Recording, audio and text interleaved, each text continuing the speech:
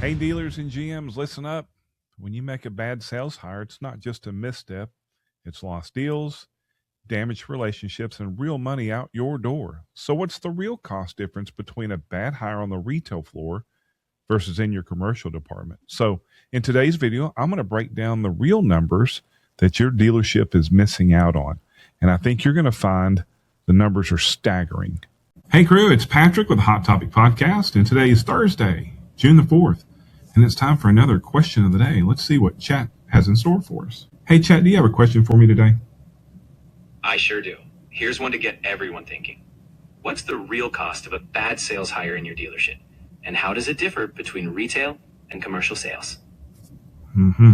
Yeah, good question. Here's where I see the differences between a bad sales hire on the retail floor versus in your commercial or fleet department. It's the number of opportunities. So let me break it down for you. So on the retail side, if you have a sales professional that misses on a deal, and it's going to happen, it always does, for various reasons. It could be price, it could be availability, it could be any number of things. Lack of follow-up, I mean, that's a big one. But as a general rule, let me break this down as to how we might be able to quantify this. So when you look at a retail lost sale, generally speaking, you're going to have usually two vehicle transactions, should I say, that you're missing out on. But essentially, here's the breakdown. So on the new car side, let's say you're going to miss out on $2,000 worth of gross profit off of the sale of the vehicle. Through your business office, your F&I department, they may miss out on, let's say, $2,500 worth of finance reserve and maybe some products that they were able to sell. And then we've got a trade-in that we've got to contend with now. So initially, we're going to lose out on probably $1,500 worth of recon that's going to be going through the service department, maybe body shop. And then we've got the pre-owned sale after we've got that vehicle cleaned up and we've put it on the pre-owned lot to sell.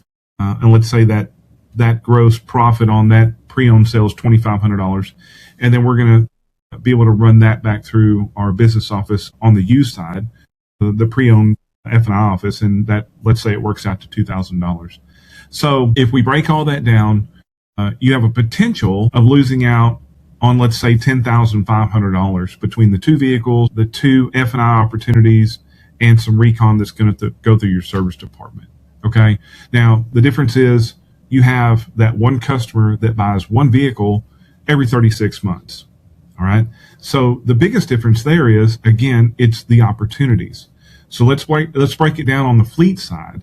So you have a fleet opportunity. Your initial new truck sale, the gross profit from that is a little bit higher on the commercial side. There's some other back end money that generally you can claim and things of that nature. So let's say on average we're losing or we're gaining $3,000 worth of gross profit on the new sale. Now, generally speaking, larger fleets don't utilize dealership F&I opportunities. They will usually have a line of credit set up somewhere. They may be paying cash for their vehicle, whatever the case is. So let's say we lose out on that opportunity.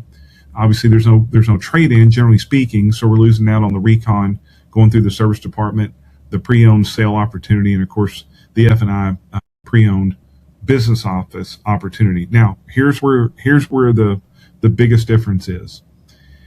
If you have a sales representative that missed out on this fleet of 200 vehicles, okay, so this customer that you missed out on is going to buy 200 vehicles over the same time frame, 36 months, that you lost out on one car deal.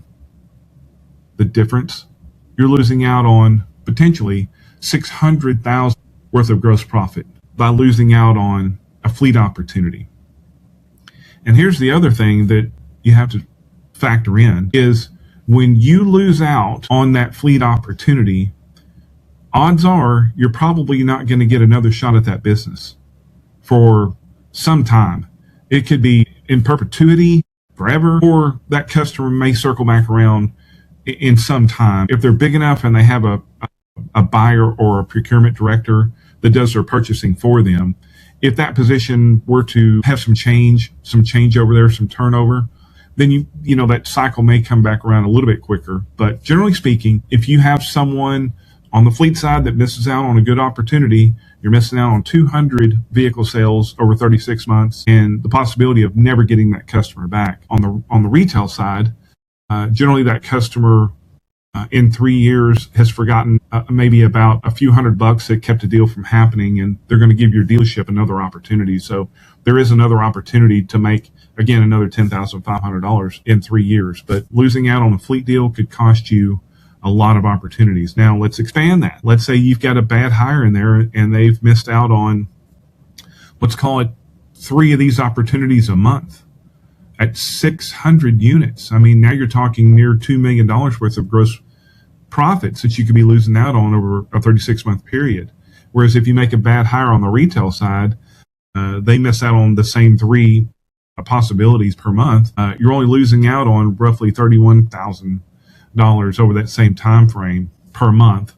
So your bad hires need to be mitigated as much as possible. We need to try to find good fits, good alignment. Obviously, there's a lot that goes into that beyond the hire.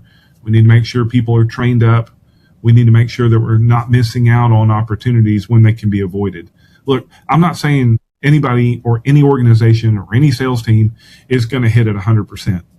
I don't want to say it's impossible, but it's highly unlikely. If a fleet department is clicking on about a 40 to 45% close rate, I would think that's probably industry average. On the retail side, if you're hitting somewhere between 15 and maybe 25%, I would think that's going to be industry average there as well. But anyway, the purpose of this video is just to kind of quantify what a bad hire can be costing you in the long run.